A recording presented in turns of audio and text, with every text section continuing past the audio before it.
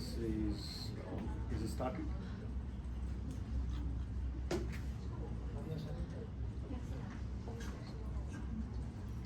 Good afternoon, everyone.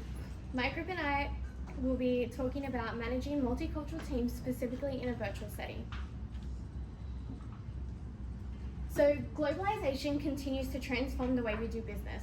More than ever, organizations are turning to virtual project teams, bringing together experts from across time zones and geographic zones. This model unlocks incredible benefits: global expertise, continuous productivity, and faster innovation. But it also introduces new challenges, particularly around cross-cultural collaboration, communication, and trust building. In this presentation, we will be exploring what it takes to successfully lead a virtual project team spanning Australia, India, and Hong Kong, focusing on how an Australian leader will effectively manage a cross-cultural team to success. We will be addressing Hofstede's model and the 3 global leadership styles. So first, let's talk about the advantages and drawbacks of managing cross-cultural virtual teams, specifically focusing on Australia, India, and Hong Kong. So our first advantage is diverse perspective and innovation. So in India, there is strong emphasis on technical and IT skills, often providing cost-effective and technically skilled workers. Hong Kong has a high discipline, long-term orientation, and hierarchical respect, strong work ethic, particularly in structured roles. And in Australia, it encourages creativity, initiative, and individual problem solving. Open communication and flat hierarchies foster innovation. This diverse perspective and innovation fosters an environment where there is collaboration, innovative ideas between the different cultures. Another advantage is broader market insights and global relevance. So Hong Kong has a high understanding of high context collectivist Asian markets. India has experience with diverse subcultures and multilingual environments. Australia has a familiarity with Western consumer expectations.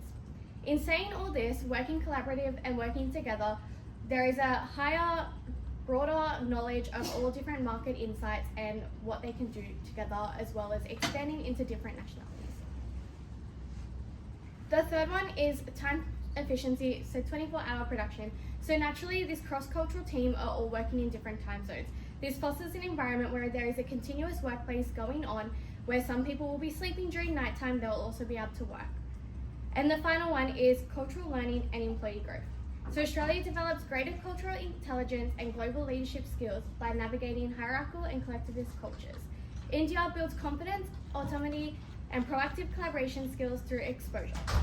Hong Kong enhances creativity, adaptability, and openness by engaging with Australia's direct, informal communication style.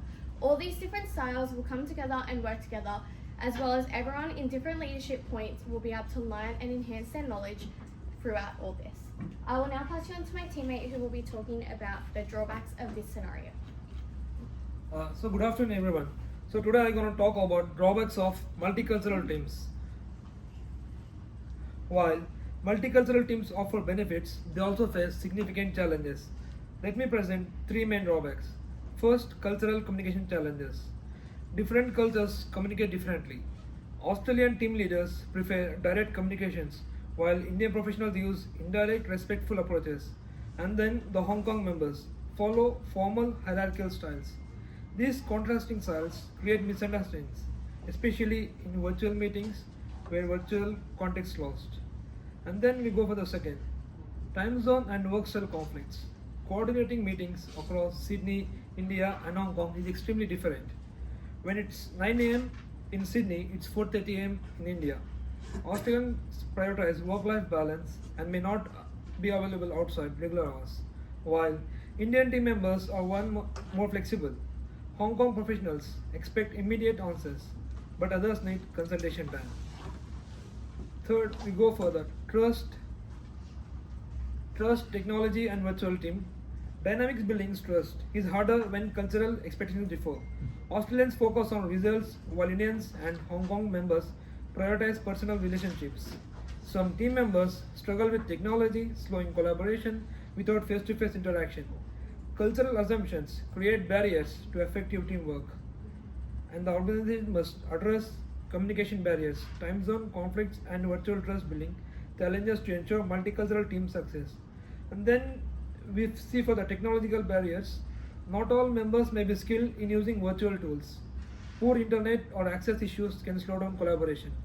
And then we look after for the lack of face-to-face interaction, which reduces team bonding and identification, makes it harder to feel connected or motivated. And in conclusion, the cultural and regional differences can create significant drawbacks among the team members. Misunderstandings may arise from contrasting communication styles, differing attitudes towards time, and varying expectations of trust. Time zone gaps unfamiliarly with virtual tools and reduce face-to-face interaction further complicate collaboration. If not addressed, these issues can weaken team cohesion, slow productivity, and damage working relationships. So, to succeed, global teams must recognize and respect these differences while actively building understanding and flexibility. Only then can they overcome these challenges and perform effectively in a cultural diverse environment. Thank you. So, I pass on to the other team member. Hi everyone, I'll be presenting the second part of our topic. It's about skills, competencies when we need work and leading a multicultural virtual teams. Just like in our topic, people come from Australia, India, and Hong Kong. First, I want to talk about some cultural difference that we often see in teams like this. On this slide, you can see a simple comparison between Australia, Hong Kong, and India.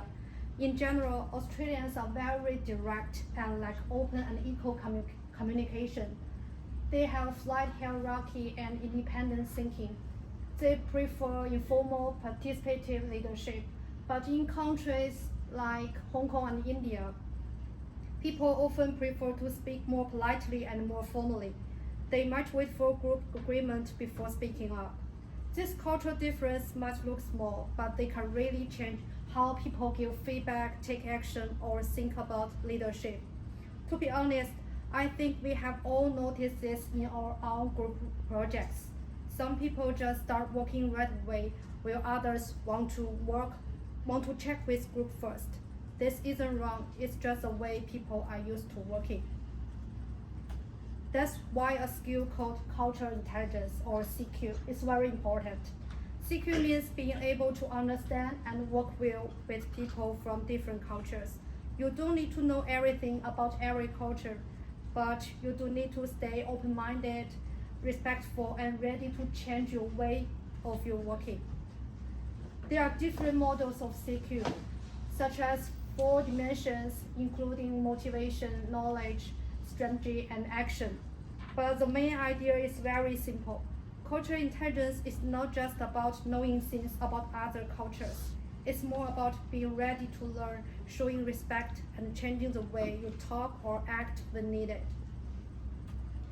In a group project, that could mean checking with your teammates more often, thinking about how your words sound to them, or being more patient if someone works differently than you do. Besides cultural awareness, we also need good communication skills. This includes things like really listening, showing care or empathy, and understanding body language. These skills help build trust, which is super important when we are working online and can't see people's full reactions. Also, when working in virtual teams, we often face challenges like different time zones, confusing text messages, or not knowing who is responsible for what. Good leaders in this situation need to set clear goals, keep communication open, and use tools like Zoom, Microsoft Teams to help everyone to feel connected and included.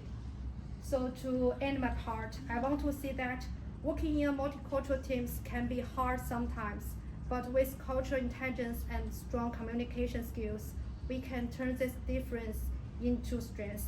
This helps us work together better and get great results. And next, Chloe will continue.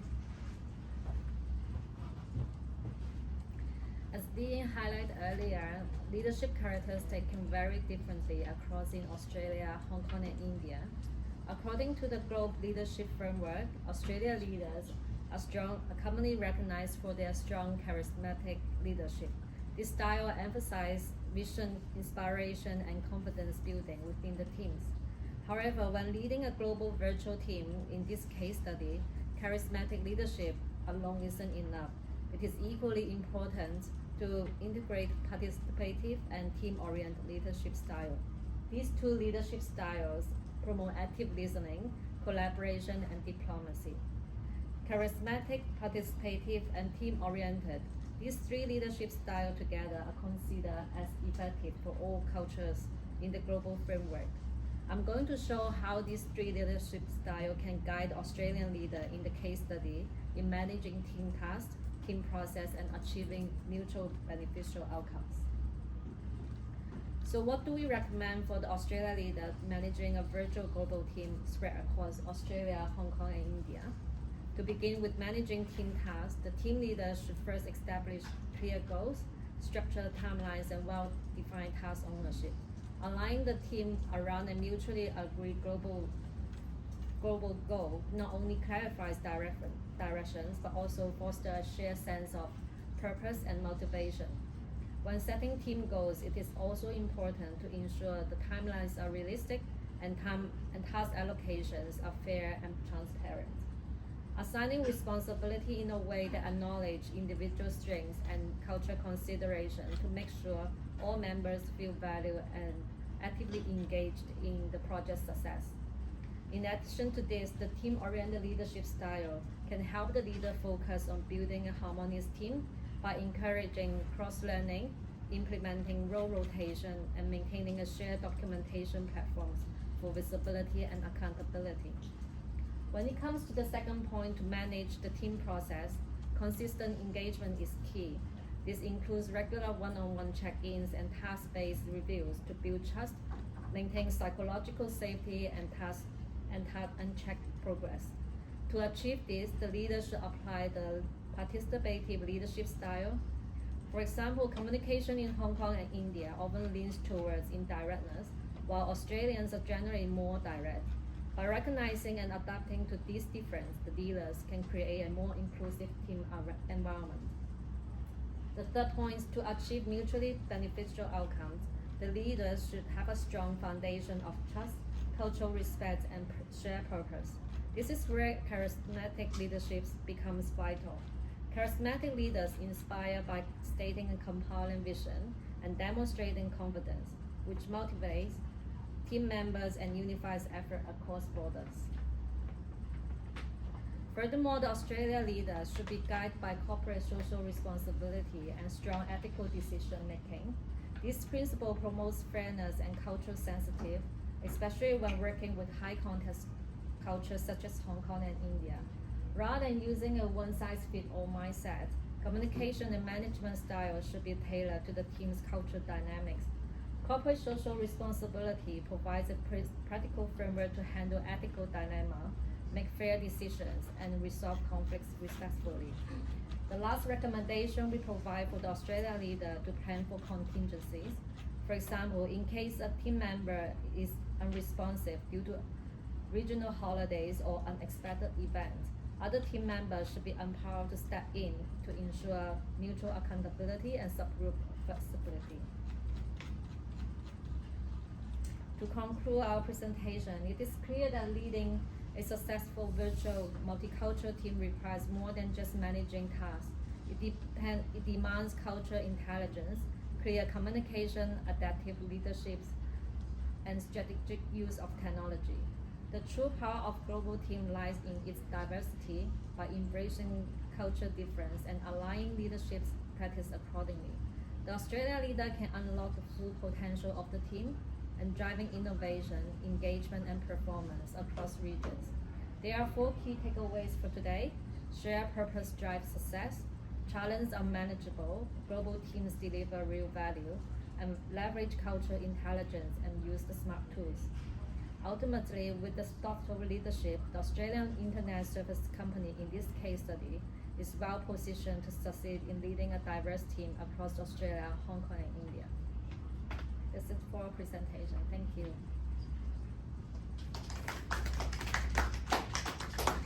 Thank you.